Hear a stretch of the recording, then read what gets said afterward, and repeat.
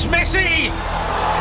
It is the cleanest of clean finishes from the best on the planet. It's time for the biggest sports stories. Liverpool, the champions of Europe, are top of the world. The biggest interviews. That such a great spectacle is ruined by such thuggish behavior. And all the analysis right here. He's the one player that has the arrogance to think that he can play in any stadium in the world and any pitch in the world in front of any player in the world and take them on. Every weekday, it's my sport, it's your sport. It's ZiFM Sport. Let's join the team for the biggest show in the world of sport on ZiFM Stereo. My station, your station.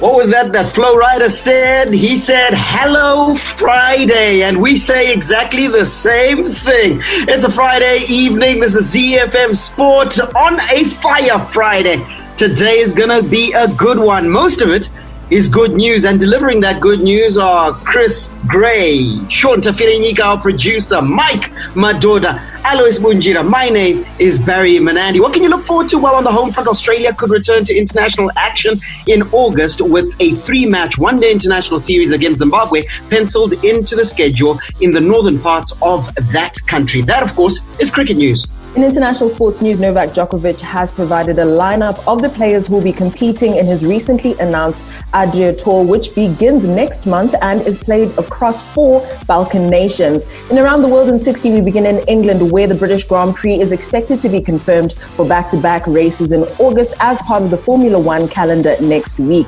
In Australia, Cricket Australia CEO Kevin Roberts believes this year's T20 World Cup in Australia is at very high risk due to the impact of the coronavirus pandemic. And in the United States, NBA general managers reportedly are split over whether the league should finish the regular season when it resumes action after the shutdown.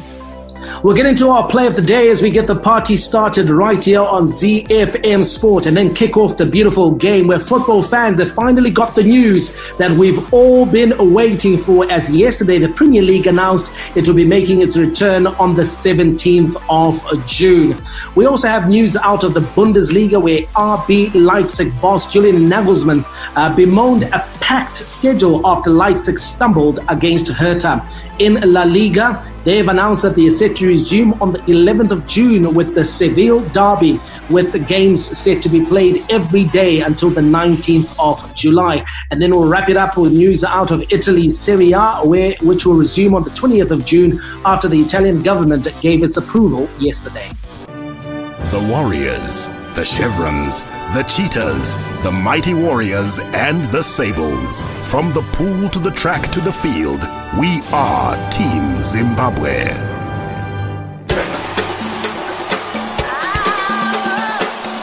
The Home Front. Local sports news and analysis.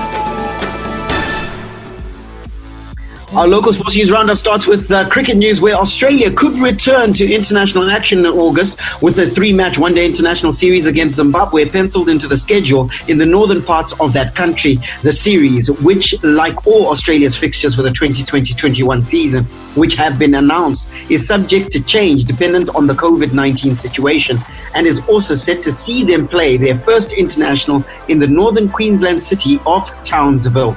Now, the first 2 matches of the series, which begins on August the 9th, are still to have venues confirmed, but Darwin is the favored location. However, with just over 2 months until the series, there remains a lot to still come together for them to happen. Now, Townsville previously hosted one-day internationals and T20 internationals between the 2014 and 2016, involving Papua New Guinea, Hong Kong, and Ireland. And outside of the 2015 World Cup, the last time Zimbabwe played in Australia was the 2004 Tri-Nations series. This is good news that at least there's considerations for national cricket action coming back, and Zimbabwe involved in a country we haven't traveled to in a long time. So this has got to be greeted with, I think, some cautious optimism, Mike. Yeah, absolutely. Barry, I think Zimbabwe will welcome the fact that we have an opportunity to play versus Australia. A series versus Australia doesn't come regularly. I mean, we play these guys once every 10 years. And even at the best of times, when we still had a sterler team, we didn't get opportunities to play Australia regularly. So this is great for Zimbabwe. It's also great for Australia because they are able to sort of like get their systems going again after the coronavirus pandemic. They're talking about taking the series to the north of the country. It just shows you that, listen, this is not a series that's going to attract widespread interest from the Australian public. So that's why they're trying to go into new territories, new areas, to spread the game and to get, the towns that would not normally see international cricket also get their chance to see their heroes and their stars. But for me, Barry, the opportunity in this lies in the fact that I think Zimbabwe, if they are to negotiate cleverly, and if they are to, of course, have a fine person who's handling the business of the team, this is a great opportunity for us to sort of like, leverage our participation in this series. Because I've heard the same being said as well about the West Indies touring England and Pakistan touring England as well. Australia, England, India are set to lose hundreds of millions of pounds unless there is some sort of cricket that is played. Yeah. Australia will stand to make a lot of money by Zimbabwe touring Australia because this series will be on TV. So your Fox Sport, your Channel 9, etc., they're still going to carry the action, and so they're going to make their money. But I think Zimbabwe should drive a hard bargain and say, hey guys, we also need someone to do something for us. We need you to reciprocate the love that we have shown you. Because this is a far greater benefit to Australia than it is to Zimbabwe.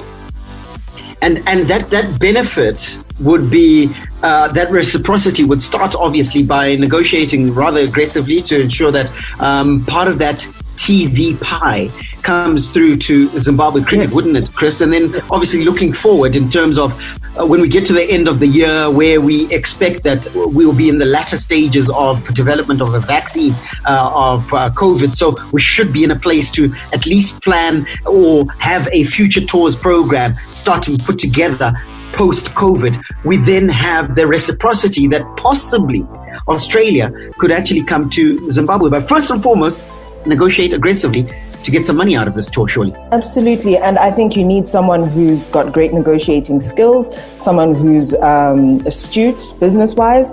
And I don't know who that would be at the moment in Zim cricket, but I'm sure they'll be able to put I think they're just happy to be playing.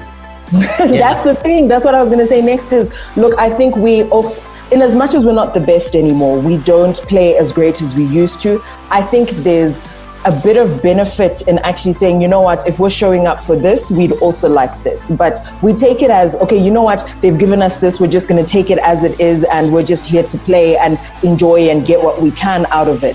So I think it's more we're used to the begging bowl approach, and that's what might hamper the process of actually negotiating to get a bit more from the scenario.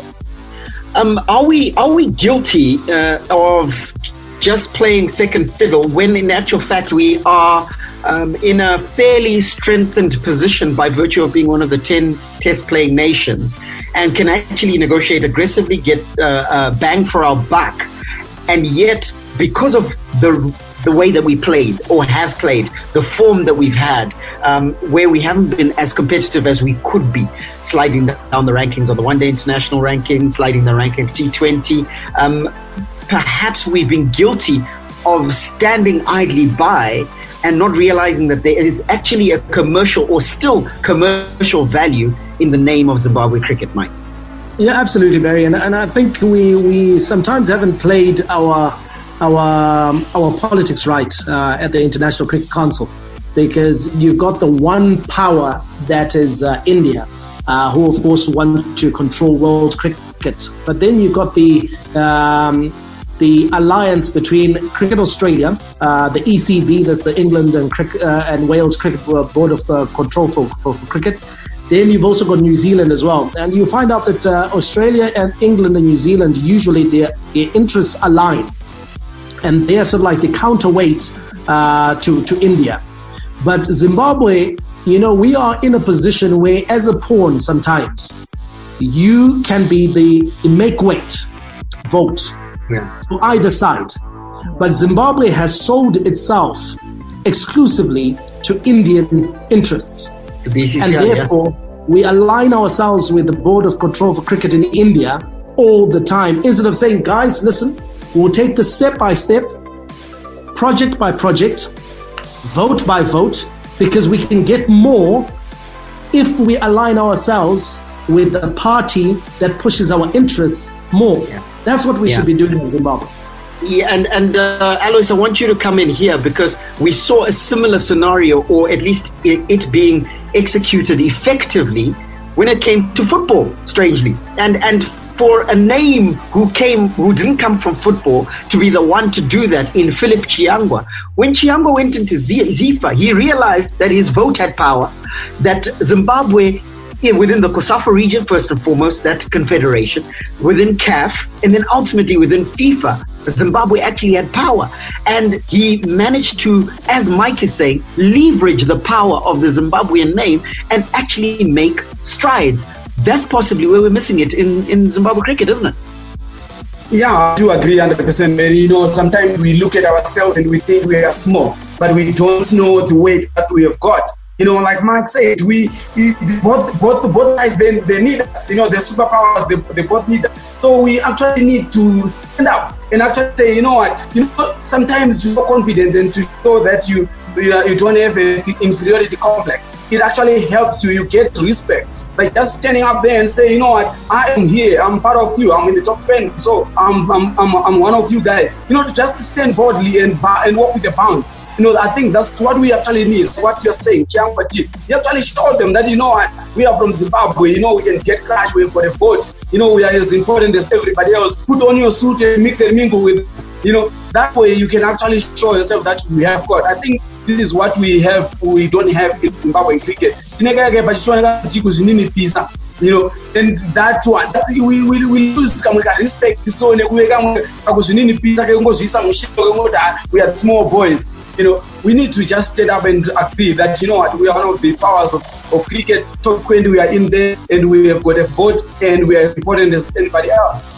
So Tarengo Mkutlani should beware. Philip Chiangwa might consider a bit of a run for ZC chairman. While the schedule in Australia looks like this: one-day international series, Australia will take on Zimbabwe on August the 9th. Then the second match will be on August the 12th. The venues for those two matches will be announced. And then the third and final one-day international series match will be at Riverway Stadium in Townsville on August the 15th.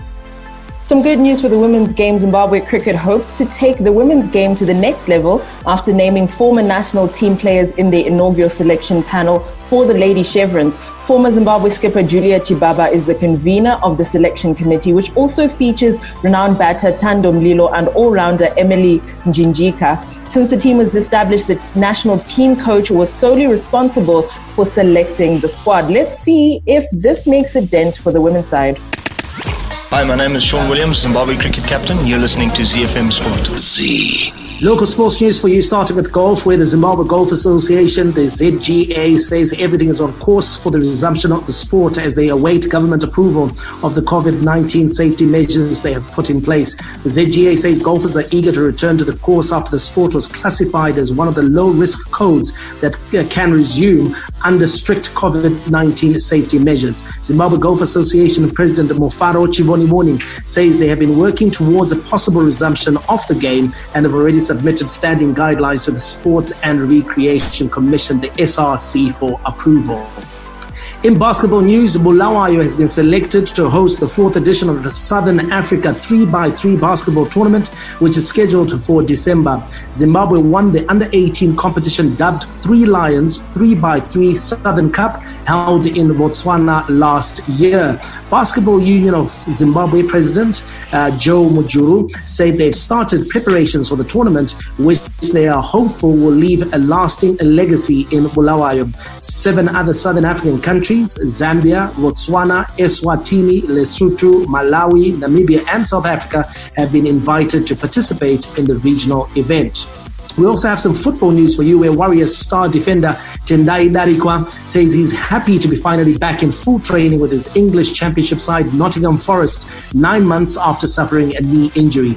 The defender, who featured for Zimbabwe at the 2019 Africa Cup of Nations final in Egypt last July, ruptured his anterior cruciate ligament, the ACL, in pre-season with Forest towards the end of last July. Since then, he has not featured in any league games for the Reds in the 2019-2020 campaign, as he had to undergo surgery to repair the ligament as well as physiotherapy. Hi, this is Mike Madoda, and you can catch me and the team for all the latest breaking news out of the world of sport, local as well as international, on your favorite station, my station, your station, ZiFM. We are Z-Team on ZiFM Sport. Z. From the front of the grid to the back of the net, it's ZiFM Sport. International Sports News Roundup, where the world comes out to play. Let's go international with our sports news, and we have a tennis feature for you. And the news is that Novak Djokovic, Nole, has provided a lineup of the players who will be competing in his recently announced Adria Tour, which begins next month and is played across 4 Balkan nations. The 2-day events will start in Belgrade, Serbia, at Djokovic's academy, and then move to Croatia, Montenegro, and Bosnia. In addition to number 1 ranked Djokovic, number 3 Dominic Thiem, number 7 Alexander Zverev, and number 19 Grigor Dimitrov will be the top players competing. So this is a legacy tournament, isn't it, Barry? You know, something that he hopes to start to nurture and grow into a major tournament in the years to come. And it looks like he's got some decent players competing. And just by their names, he's also got players who've got a connection to that region. Absolutely, and he's almost future-proofing his name to ensure that, like you quite rightly pointed out, it's a legacy project that ensures that beyond tennis, because I don't see that after he's retired, this tournament will disappear. No, I think it's only going to grow bigger. And yes, for now, it's concentrating on the Balkan region and players out of the Balkan region. But there's nothing that says that as it grows in stature and status, that it doesn't become an international tournament. So it's certainly a feather in his cap, and I think he's going in the right direction in terms of his legacy. Now, Chris, there's no reason why this Adria Tour shouldn't be a part of the full ATP Tour, especially if you consider, I think, what Tiger Woods has done, where he's got a couple of tournaments that are recognized as one of the mainstream tournaments on the US PGA calendar, and that's what Novak Djokovic should be aiming for. Absolutely, and it's great that he already has the caliber of players competing in the tournament that possibly the ATP would look at in terms of including it. So I think he's off to a great start. Probably will need to expand it a little bit further to include probably more parts of Europe, but so far I think he's got a good roster of players. He's got a good system going, and the fact that also at the moment the proceeds will be going to humanitarian projects, I think it also adds to the full story of the tour itself. Yeah, absolutely. And of course, just to fill up the numbers at the tournament, there will be a Serbian national championship that will be held the week before, and they will be serving as a qualifying event. And so a very interesting tournament, this one. Okay, I'm just going to get to pick Alois's brain on this one, his mind on, but with a football angle, Alois, and say that sadly, we have not seen tournaments of this nature on the local football scene in the grassroots area of our football from our former players or even from current players right now who are able to resource tournaments of this nature. Yeah, it's very unfortunate like that we are in this situation. You know, I've always said it, I've always believed that, you know, our former footballers are letting us down as far as football development is concerned, because mostly we want to sit and be followed. We don't want to be leaders. We don't want to take the lead and initiate projects. You know, we are very good when we complain. You know, when we are complaining about such and such has been done to the former player, but we don't want to take the lead. You know, we could, like I say, we could actually take a lead from Peter Log. When Peter was still playing in England, we used to have the Peter Log tournament. which was contested for by a lot of teams over the country. It was actually good for development. It got popular. I don't know why he stopped it, but it was a very good example of. We haven't had many other former players that can come up and say, I'm doing this, we got this initiative, we go to rural areas, got tournaments, townships in the suburbs. When you are a big name, you are a former player, you are going to have an audience. Once you say you want to do something, you are bound to have people that follow you and want to support you. But our former players don't do that. I'm sure that maybe this is an eye-open and somebody out there can actually decide that, we can see Novak Djokovic doing it for cricket, for tennis, the Tiger Woods. We can also have some footballer doing it for Zimbabwe football here. Yeah, absolutely. And I think you touched on Peter Ndlovu there, and I think Thulani Ncube is the one player that is doing something of that nature. He's got the Thulani Via Ncube and Friends tournament, which he holds, I think, annually in Bulawayo.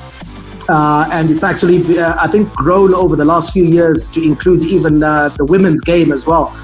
So he's doing great stuff in Bulawayo, and he's based in Plainfield, Indiana, in the United States of America, where he's now a grassroots coach there, the former Highlanders captain. In fact, former Warriors and under-23 captain as well, isn't it, Barry? Yes, indeed. And so I think that's good going that he's doing. But we want to see more, because as many tournaments as we can have, the better for our games, our sports. Hi, this is Benjamin Locke. I'm on the Zimbabwe Davis Cup team, and you're listening to ZiFM Sport.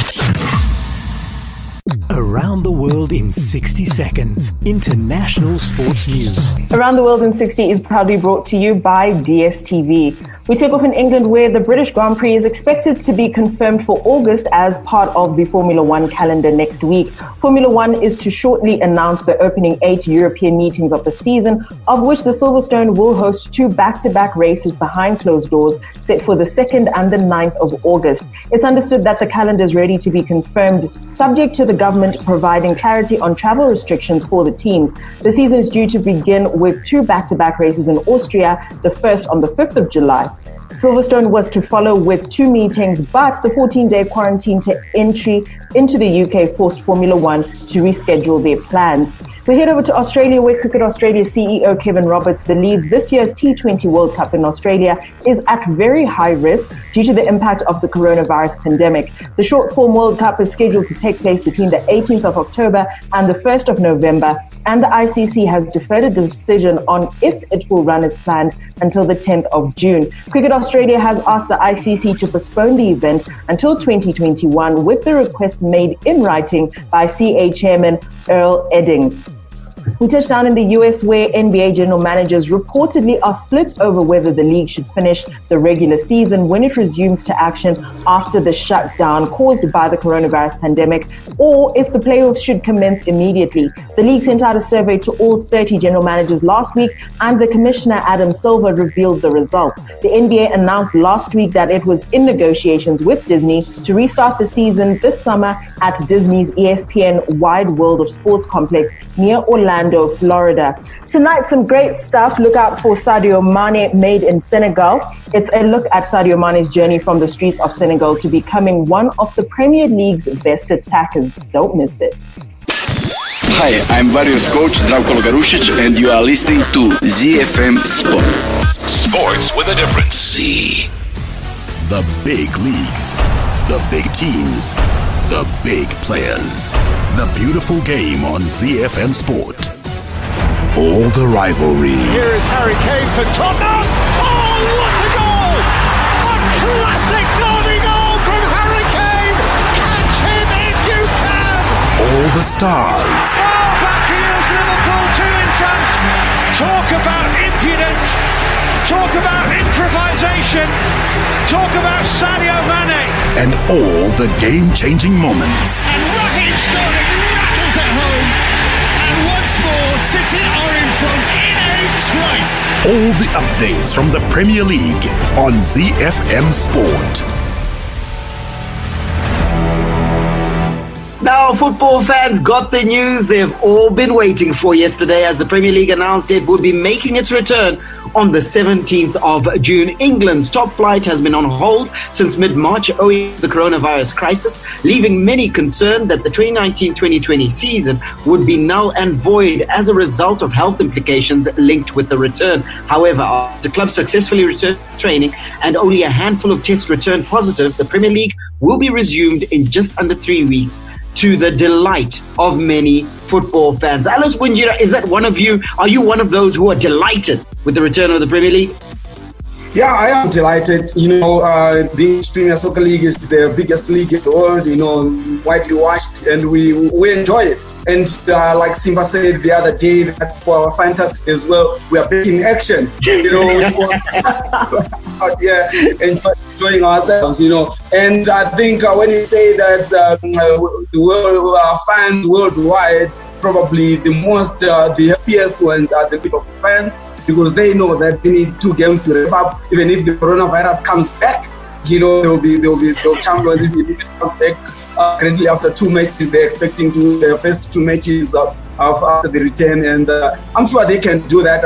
I think it's only fair for Liverpool to actually wrap up this championship, because they've done so well, phenomenally, from the beginning of the season, even from last season as well. They went toe to toe with Manchester City, and they maintained the consistency this season as well. So it's only fair for them to actually wrap up the championship and get awarded after 29 years of hunting. Finally it's happening. I'm happy for you guys. 30 years of pain coming to an end for Liverpool. 30 years of pain coming to an end for Liverpool fans, Chris? And listen, Liverpool is 6 points out. They lead the league by 25 points. I don't think that it was ever going to be in doubt if the season was going to be null and void on sporting reasons.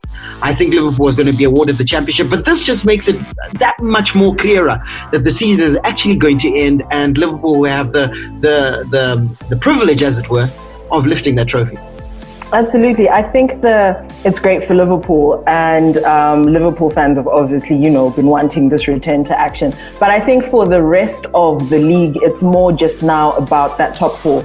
Who manages to make the top 4 finish, and that's where we'll see a bit more competition. But in terms of Liverpool, I think Liverpool secured this thing before the coronavirus shutdown had even happened. It was just more a matter of playing out those last 2 games for them to be awarded the league. So props to Liverpool, but now the pressure's on the other, for those other 3 positions: Manchester City, Leicester, Chelsea, United, who makes up the top 4. Yeah, and the battle for top 4 will commence on the 17th of June, because Manchester City, of course, have a game in hand. They and Aston Villa were in that Carabao Cup final, so they have a game in hand. They will be playing on the 17th of June, and Manchester City will be taking on Arsenal. Arsenal fans, it hasn't been a great season for them, but to come back after the coronavirus break and have to face Manchester City is not pleasant, Michael. No, it's not pleasant, but they've got an opportunity, I think, to play for a bit of pride and to upset the apple cart, as it were, because the one thing that we have seen in Germany is that with the stadiums not having any fans, home advantage has been whittled away. And so it will narrow the gap between Manchester City and Arsenal somewhat. So Arsenal have got an opportunity as well, because if I were Arteta, I think in truth, I would be realistic to realize that we're not going to qualify for the Champions League. I don't believe that Arsenal can catch Manchester United, Chelsea, and those teams and beat them into a Champions League place. It's not going to happen. So I think Arsenal is going to be realistic enough to realize that, we might also use this as part of our pre-season for next season. Let's try and, work on some things, work on some playing systems. Let's try and work on combinations. Let's try and see. It's an opportunity for Arteta to see who can he lean on, who can he count on, who does he need to get rid of, who's got the competitive edge, who can compete against a quality side like Man City, etc. I think that's the opportunity that's there for Mikel Arteta. For Manchester City, it's also about managing themselves. I think they've got second bagged. That's locked down. They're going to finish second place. And for Pep, they're looking at that Champions League. they've got a wonderful opportunity to go all the way now. They're 2-1 ahead versus Real Madrid, having beaten Real Madrid at the Bernabeu, and they can take care of business in Manchester. So it's all about managing his players, welcoming back Laporte, welcoming back Leroy Sané, blooding those two in with the hope that Man City can go deep and long in the Champions League.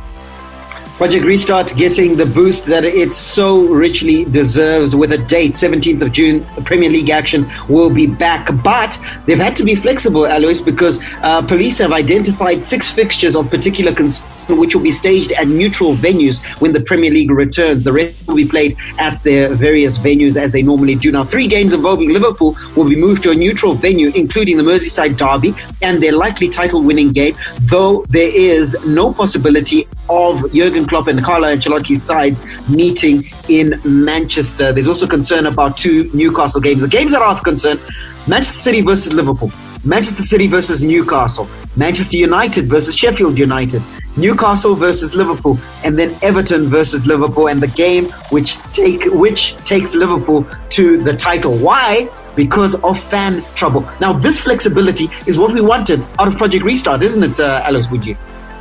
Yeah, it's a very very thoughtful of the people. You know, sometimes you forget that, you know, when there are these high-profile matches in your city, we say it's in an empty stadium, but we forget what happens outside, you know, in the cities that these games are being played and all that. So I actually think that is actually a very good idea to actually go and play them out on a neutral venue in a city where the other people, they don't care much about the teams that are playing around their town, so that we can actually have peace. And actually for obviously health reasons, we want to maintain that calmness, you know, to avoid crowds. And I actually think that's the best idea that they came up with, to realize that as much as we talk about empty stadiums, we also need to take care of what is happening outside. You know, people might just get excited and just start milling around the stadium as well to actually catch a glimpse of the bus or catch a glimpse of the stars, and especially it's away, so it's okay. You know what, we can say a lot of things, just bouncing off what Alois is saying, Mike. We can say a lot of things about Project Restart. It's been mired in all sorts of challenges. The players boycotting, Troy Deeney being the chief among them. He's now back at training, we understand. But what we must say about Project Restart, it has been a very practical, pragmatic program that has considered a lot of the things that perhaps we would have probably blindsided us, but they've carefully considered coming back to football, haven't they, Mike? Yeah, I think so. I think they've delayed for as long as they can, as long as was possible, just to make sure that everyone was happy, just to make sure that they've ticked every box, and even some of these concerns. We're talking about England. Yes, it does have its fair share of crowd trouble, but a lot less than you'll find in Italy, for example. A lot less than you're going to find in Spain. English football fans, generally the policing around games is very good. The stewarding around games is very good. So I didn't anticipate that there'll be any problems, but they're not leaving anything to chance. And I can understand the Merseyside derby, for example.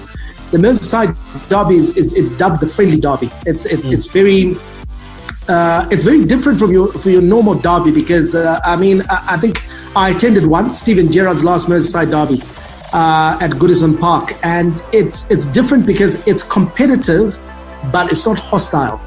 So a Liverpool fan has got no problems walking through Everton territory wearing your Liverpool regalia, as I was on that day, and I'm a black fan from Africa, and I was not even harassed. There was plenty of good banter, the usual. But where Goodison Park is situated, it's one of the oldest stadiums in England, and it's smack bang in the middle of a residential area. So when you get out of the stadium and you cross the road, you are already in the housing estates.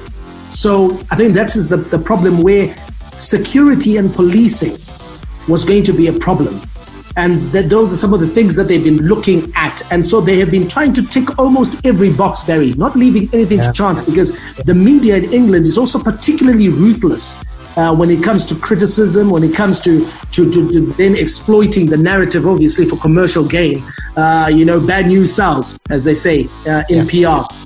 And so they've been very careful about that, even entertaining the thoughts and the concerns of Troy Deeney.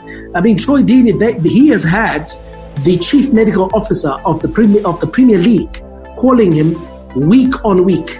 Yeah. They've even got a team that included the likes of Ian Wright, respected former players, to talk to him, to just allay his fears and so forth. So I doubt any of this would have been followed in any of the other leagues. They'll say, if you don't want to play, you don't want to play. That's it. You know what? We're going to crack on. And this is what's happening, you know. So for me, England has done things very well. And what it does, Barry, is that it also kind of like puts to shame the clubs that prematurely called an end to their season. Belgium, Holland, Scotland, France. Yeah. Why on earth? What for? Yeah. What was the now finding themselves in legal trouble that they needn't have even considered had they just waited it out and waited to see how this thing and where this thing was going. So England, a very pragmatic, very well considered program called Project Restart. It hasn't started yet, and hopefully there won't be any roadblocks before the 17th of June. That is the date when football returns to England. Horsepower unmatched. Torque to beat the best. Speed unrivaled. Sleek and easy on the eye. Let's get behind the wheel of football engineered to perfection. The Bundesliga, made in Germany. The action continues in Germany this weekend, and here are your fixtures. Freiburg versus Bayer Leverkusen. Mainz will entertain Hoffenheim. Schalke 04, who are in all sorts of trouble and are slipping down the league, will welcome Werder Bremen, who've got something to fight for. Hertha Berlin versus Augsburg. Wolfsburg versus Eintracht Frankfurt. Bayern Munich, the log leaders and champions-elect, they will play Fortuna Düsseldorf at the Allianz Arena. At Borussia Park, Mönchengladbach will take on Union Berlin, and Borussia Dortmund travel to play Paderborn away. Monday night has got some action, and it's Cologne versus Red Bull Leipzig. Now, Red Bull Leipzig boss Julian Nagelsmann has been critical of his players after slack defending enabled Hertha to secure an unexpected draw against the Bundesliga title hopefuls. He did, however, shift a lot of blame onto the DFL's crammed scheduling of the resumed Bundesliga fixtures, referring to his side having to play 2 games in 4 days as being an English week for them. RB Leipzig played out a hard-fought 2-2 draw against the capital team. Now, he's having a moan. I'm not exactly sympathetic because every team, Chris, was faced with the same situation. Everyone is playing in 4 days. Everyone is playing in 5 days. So you are not in a different boat from everyone else. Absolutely. And I think that's exactly what it is he's just having a bit of a moan and trying to blame shift. I think at the end of the day, you as a leader of a team and the team itself are responsible because all of the other teams are playing in the exact same conditions that you are. And obviously we understand, look, maybe they're coming out of this coronavirus lockdown, but all the other teams are as well. So there's no excuses. I think rather placing the blame on slack defending would be something of a better argument than to say that it's a result of the back-to-back fixtures. These are athletes at the end of the day. Playing back-to-back fixtures for them is not something that's particularly out of the ordinary in the first place. Yeah, absolutely. I mean, they paid lots of money to do exactly that. Barry, could this be frustration? The frustration of seeing the title slip away in a season when many people say that, you know what, this will be Leipzig's best chance of grabbing any silverware in Germany? Yeah, in one of the most open seasons in inverted commas in Germany, barring the thrust of Bayern Munich in the second half of the season after the winter break, this would have been the best chance for your Leipzigs, your Borussia Dortmunds to snag the title. And so yes, I would believe that this is frustration. Also the fact that I don't think that he had, you know how teams will look at a fixture schedule and they'll say, okay, this one is a win, this one is a win, this one is a draw possibly, and this is the best case scenario. I don't think they had put the Hertha Berlin game down as a draw. They would have said, we're going to collect all 3 points. Coming out with a draw is further frustration to say that we shouldn't have. He's voicing it and placing that blame on something that shouldn't be considered because everyone is playing under the same conditions. He needs to just suck it up and carry on. Alois, you played plenty of football in your time, and what are your thoughts on the managers that come out? Julian Nagelsmann is one here, but especially in England, who complain about playing 2 games in a week, who complain about 3 games in a week. What is the impact on a professional footballer from your own experience when you had to play 2 or 3 games in a week? Is it something that you enjoyed? Is it something that took its toll? What are your thoughts on that? Yeah, like you guys say that everybody is playing under the same conditions, which is actually quite fair. But when you look at an athlete playing in 3 matches in a week, it's very tiring. You know, it will take its toll. You know, we want the league to be completed. Yes, it's gonna get completed in same conditions for everybody. But I'm telling you, the last few games, let's say last 4 or 5 games, they're going to be very large. You know, guys are gonna be tired. The body needs to recover, yes, and when it recovers, it needs to be regenerated as well. Then you can play into another game, because after playing a game, you need to rest first. Then you do regeneration training. So you need days in between to do that. So if you don't have it, then it becomes a fitness issue. It now becomes who is fitter than the other. You know, so the fitter teams are going to benefit from this situation. Those teams that were not conditioned properly are going to suffer in these conditions, because the fitter ones will go better, will play more games, but in a fitness than the ones that are not. It's always tiring, and it always saves the energy from the players. First 2 games, it's going to be fine, but when you go into the 3rd, 4th matches, it's going to be very lethargic for players. The league that makes football oh so beautiful, where artistry and strokes of genius are the order of any day, where the game is played with a smile and the little master creates his magic. It's Lionel Messi! All the news from the Spanish La Liga on ZiFM Sport. The goal the world wants it! Some great news for Spanish football fans. The league is set to resume on the 11th of June with the Sevilla derby, with games set to be played every day until the 19th of July. Spanish football was brought to a grinding halt back in March due to the COVID-19 crisis, with plans for its return ramping up recently. Players went back to training earlier this month, while broadcasting deals, which will see the league broadcast live in England for the first time ever, have also been agreed. So we're getting back to action. Lots to play for here in the Liga, Alois. You have Barcelona right at the top, 58 points. Real Madrid is only 2 points behind. Everything is still quite evenly poised, even if you look at the rest. The next 3 teams, Sevilla, Real Sociedad, Getafe, very close together in terms of points difference. A lot to play for in Spain. Yeah, it's very tight in Spain, and it's quite exciting. Like, you know, I like competition. I like it when it's very tight. You know, it's tight in Spain and a lot to play for, and we're going to enjoy watching these matches. 1 game every day. We're going to be watching. The games are going to be played every day. So as much as we are bored now, but it's something that we can actually now look forward to. In lockdown, we're going to be watching a lot of football. Football is back, and in Spain, it's going to be more exciting than any other league, because it's still game on for all the teams, whether it's promotion, whether it's relegation or a championship. The Nerazzurri, the Black and Blues, Inter Milan. It's Romelu Lukaku, and it was never in doubt.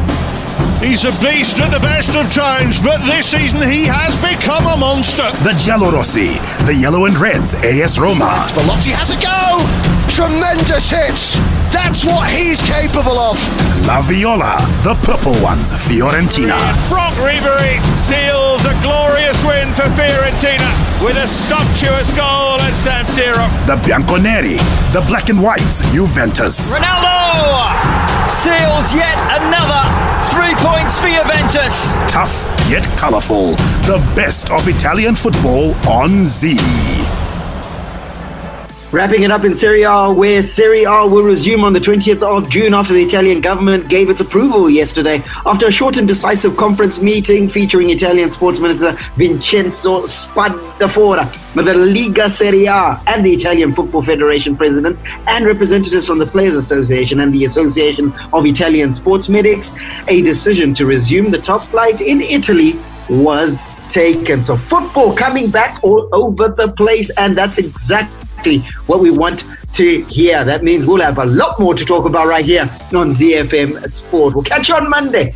Enjoy the Bundesliga. It's probably one of the few weekends where it's going to be the only league in action, because action aplenty on its way. Have a good weekend, Zimbabwe. May God richly bless you. That's my story, and I'm sticking to it. Manandi, out.